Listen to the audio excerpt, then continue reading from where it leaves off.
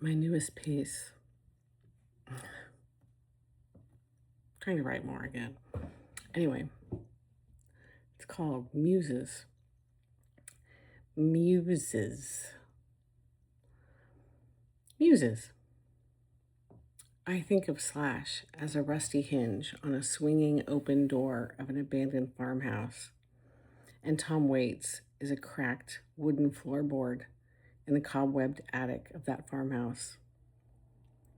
Izzy Stradlin is the rattling chain of a rarely used swinging drawbridge, and Duff is a set of just broken in wheels on the tracks of a cross country cargo train.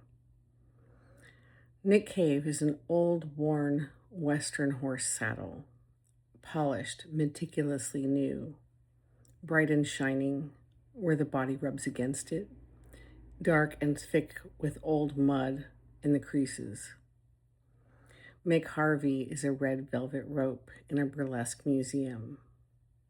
Blixa Bargeld is the hanging chain and hook from the killing room in a slaughterhouse.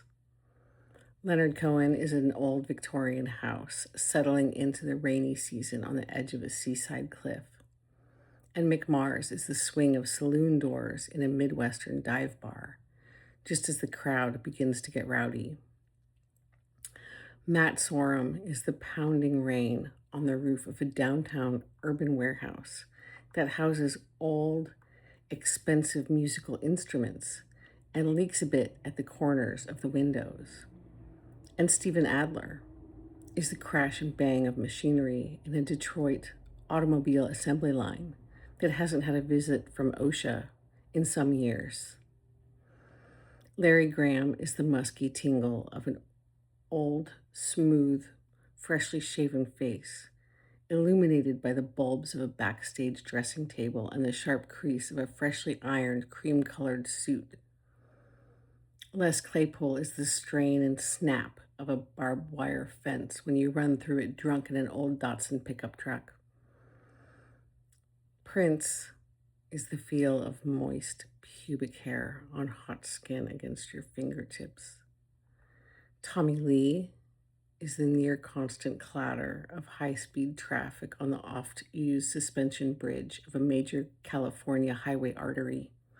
And Dave Mustaine is the loud wail of danger and fear and mystery and rebellion coming from the rumbling pickup truck on the late night highway outside of your teenage bedroom window, while James Hetfield is a blown out set of headphones and an old ripped t-shirt, staring at a blackened empty ceiling, a ballpoint pen scratching into a cheap notebook on top of twisted, sweat-drenched sheets. Jimmy Page is the jangle of old metal wares for sale, attached with tin hooks to the side of a rolling caravan, miles away and echoing against rock canyon walls. Joe Perry is the last motorboat out on the water at dusk, slowing down as it reaches the shore.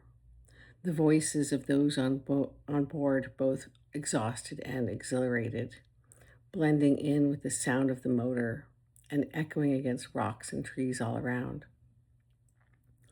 Robert Plant is a homemade driftwood raft, floating lazily downstream, a lantern hanging from a makeshift cloth awning next to an old cooler of freshly caught fish. Willie Nelson is the overheard lullaby from the next campsite over, mingling with the crackle of a late night fire. Zach Wilde is the steel-barred gate of a backwoods jail cell being flung open and slammed again in a blind rage. And PJ Harvey is the beating wind slowly eroding the sand and rock walls of Leonard Cohen's seaside cliff, because even the muses get lonely sometimes and need to brush up against one another once in a while, fingers softly running down the side of a cheek, weaving through tendrils of matted hair.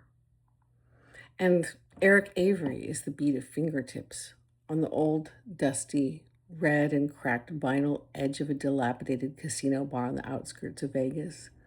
And peripheral is the lounge singer's long magenta fingernails raking through over-bleached hair as she sobs loudly into a payphone outside of the men's graffiti-covered restroom.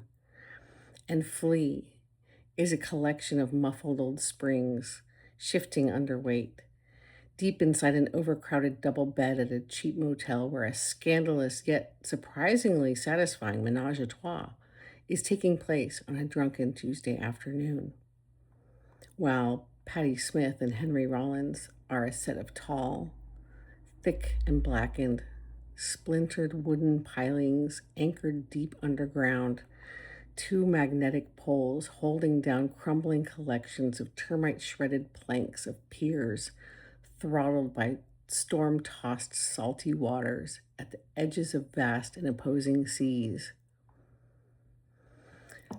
And you, Joe? Well, Joe, you are the rhythmic thrumming of a rocking chair on the old wooden boards of a front porch at dusk.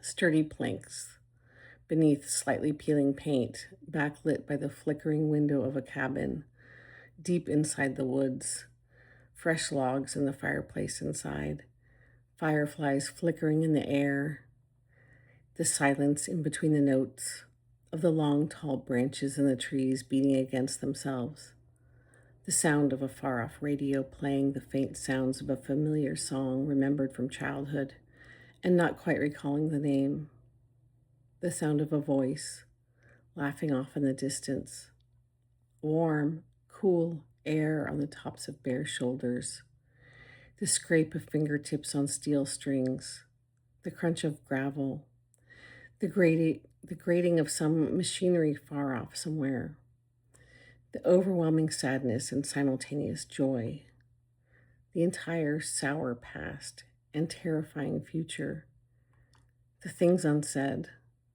and the things repeated far too often, the boredom and the rolling of the eyes and the excitement and newness of it all, the everything and nothing, the living and dying, the years rolling by like hot desert asphalt under melting truck tires, and also always still held in that one place, a silhouette of palm trees at dusk, fingertips playing the rhythm of